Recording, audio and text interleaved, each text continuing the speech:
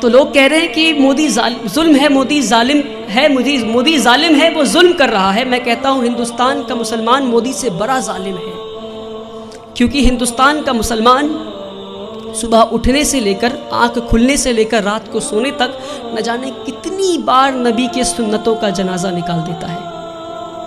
ہمارے نبی اپنے صحاباؤں کے ساتھ ایک بار گزر رہے تھے راستے سے، راستے میں انہیں ایک پتھر دکھا، نبی وہ پتھر کو پکڑتے ہیں اور راستے کے کنارے میں پھینک دیتے ہیں اور کہتے ہیں اپنے صحاباؤں سے کہ اگر تمہیں راستے میں کوئی رکاوٹ دکھے تو تم اسے ہٹا دو تاکہ تمہارے بعد جو آئے اسے پریشانی نہ ہو۔ تو صحاباؤں نے اس بات پہ اتنا عمل کیا کہ کئی سالوں کے بعد ایک یہودی کا گروپ اس راستے سے گزر رہا تھا، اسی راستے سے، اور راستے میں ایک پتھر گرا ہوا دیکھتا ہے تو پتھر کو دیکھ کر بولتا ہے کہ شاید اس راستے سے مسلمان نہیں گزرا۔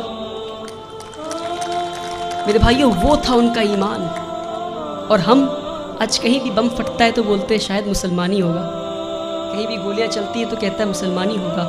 یہ نہیں کہہ رہا ہوں کہ مسلمان ہوگا، اپنے اندر جھانک کر دیکھیں کہیں اللہ کا عذاب تو نہیں آیا ہم پہ، کہیں اللہ تو ناراض نہیں ہم سے۔ میں بھٹکل کے لوگوں سے نہیں بول رہا، پر بھٹکل کے لوگوں کے ذریعے میں ہندوستان تک یہ بات پہنچانا چاہ رہا ہوں، ہندوستان کے مسلمانوں تک یہ بات پہنچانا چاہ رہا ہوں۔ ایک بار ہمارے نبی صلی اللہ علیہ وسلم راستے سے گزر رہے تھے، ایک بوڑھی عورت کو دیکھتے ہیں، وہ اپنے سامان کو لے کر کھڑی تھی، تو مزدور کا انتظار کر رہی تھی وہ۔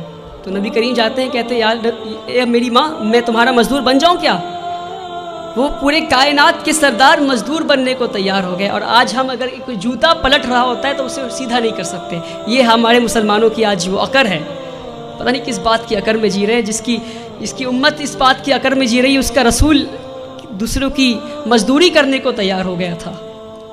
کہتے ہیں اے ماں جی میں مزدور بن جاؤں تمہارا؟ ماں جی کہتی ٹھیک ہے، وہ بوڑھی عورت کہتی ٹھیک ہے، تو مجھے مکہ کے باہر چھوڑ دو۔ نبی کریم اس بوڑھی عورت کو مکہ کے باہر چھوڑنے جاتے ہیں، راستے میں بوڑھی عورت کہتی کوئی محمد آیا ہے، کوئی جادوگر ہے، اور گالیاں دینے لگتی محمد صلی اللہ علیہ وسلم کو۔ نبی کریم پیار سے شانتی سے مسکراتے ہوئے ان کی بات سنتے ہیں، مکہ کے باہر لے جا کر چھوڑ دیتے ہیں۔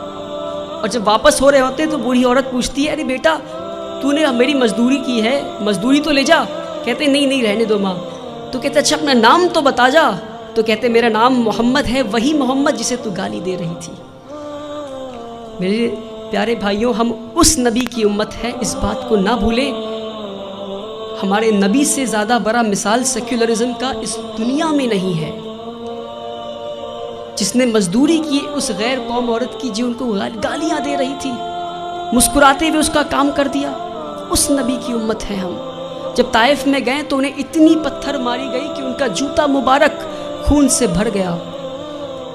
تو جبریل امین نیچے آتے ہیں اور کہتے ہیں کہ اے نبی آپ کہیے تو ہم طائف ایک ویلی میں تھا، تو دو پہاڑ کے بیچ میں طائف والے لوگوں کو ہم کچل دیں گے۔ ہمارے نبی گھائل حال میں بھی پتھر کھا کے بھی کہتے ہیں میں تو یہاں رحمت کے لیے آیا ہوں۔ میرے بھائیوں، ہم اس نبی کی امت ہے، اس بات کو ہم نہ بھولیں۔ جس دن مسلمان اپنے نبی کی سنتوں کا جنازہ نکالنا بند کر دے گا، اس دن ہماری تقدیر بدل جائے گی انشاءاللہ۔